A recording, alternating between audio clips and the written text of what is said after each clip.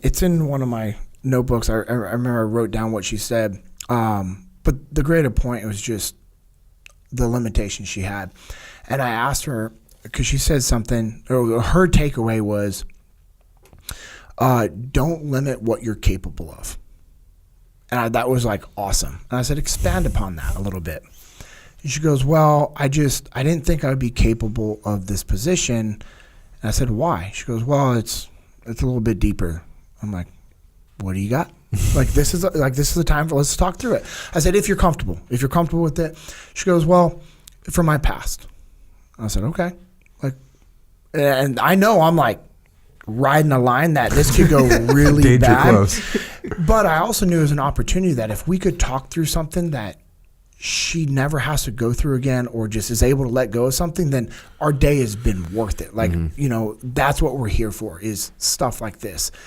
Because that's going to make her a better leader if she can let go of these, limitations that she's put on herself. She goes, well, when you come from another career where your life was threatened and, your life was actually threatened, she goes, because you weren't doing what you should have done. She was like, I carry that.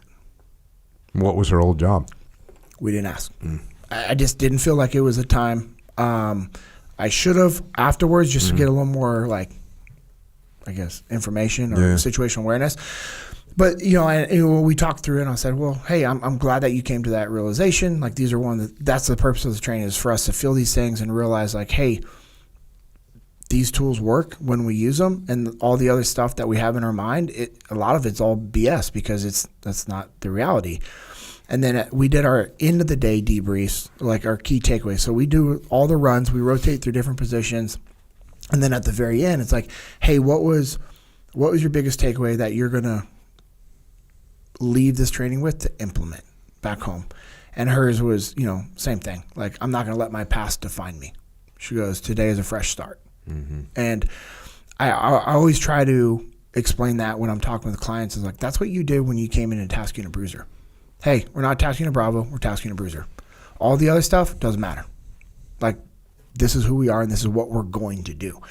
And I like to also tie that in when I'm talking about Ramadi. When we talk about hey, will you come back from deployment? When we talk about the cost and the burden and all that stuff, I try to make it very clear when I'm talking with individuals or large groups, we're all going to have those dark times. We're all going to have those things from our past that could hold us back if we allow them to.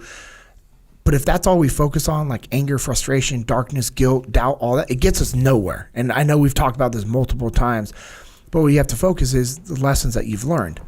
And more importantly, what are you going to do going forward? And that's a big thing that we talk about in the field training exercise. It's yes, hey, you guys made mistakes, but what are we going to do going forward as a group? If we're not sitting and debriefing and coming up with new standard operating procedures, we're wasting our time. If we were just to reorg and all right, hey, new leadership go, new leadership go, new leadership go, there would not be that progression that we get if it wasn't for the debriefs. And the debriefs are an awesome opportunity for you to do some self-reflection. And that's what's powerful, is that self-reflection.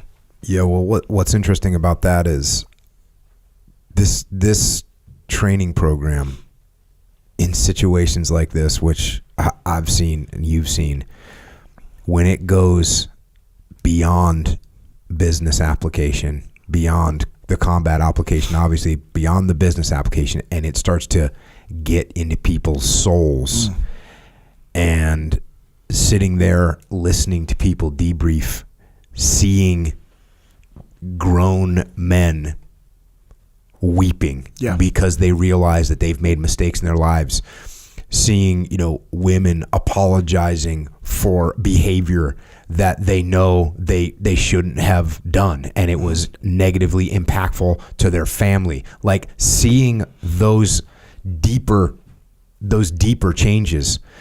That's always it's always amazing to see that this stuff applies and gets through to people's souls.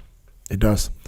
I mean, one of our larger field training exercise clients, one of their upper executives, You know the company I'm talking about. Everyone that we've been interacting with since 2018, running these FTXs, all of those key leaders, they don't just know the principles, they actually live the principles. They apply them, they believe in them. And guess what? Every single one of those individuals has grown within the ranks, like multiple tiers of now high-level executive leadership positions. And the individual I'm talking about, he's just been in the game since day one with us, helped us bring the program to them. He sent me a text, and I always forward them to you and Leif and Jamie and Dave, just so we're all aware of like the impact that we're truly delivering. I know we know it, and I always give it to my team. And I like to, if I'm in person with the guys, be like, hey, just so you guys know, this is what you're a part of. And as we grow this, you're going to have more and more and more of this. Because if we do what we teach and we do it the right way, which we are, you all are going to have teams eventually running this training. And this is what you need to focus on, is the impact that we deliver. Everything else, it's important, but it's the impact that we deliver. That's what you have to, like, strategically, that's what I want you guys thinking about. And he sent this text where one of his executives that works directly, is his direct report, said, that training fed my soul. Thank you. I didn't realize it's what I needed. I was like, holy crap. It's incredible to see that impact. And I wrote this down. It's one of the things you're talking about is when you were running training, you said, literally, we could almost do whatever we wanted. So I wrote down wide boundaries, leadership capital, withdrawal, return on investment. So it reminded me of when we went back and you were running training, and we literally could do whatever we wanted. And the reason why is because the training we produced delivered results. We had guys come back from deployment saying, the hard training you guys put us through kept us alive. It kept us alive.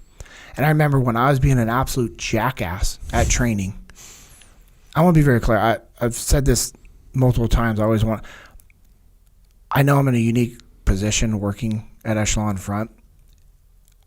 I wasn't this phenomenal leader in the SEAL teams. I wasn't like Seth or Leif or you or Dave. I was in some unique positions, and there was times where I was a good leader, but I also know that I was a jackass, and that I was,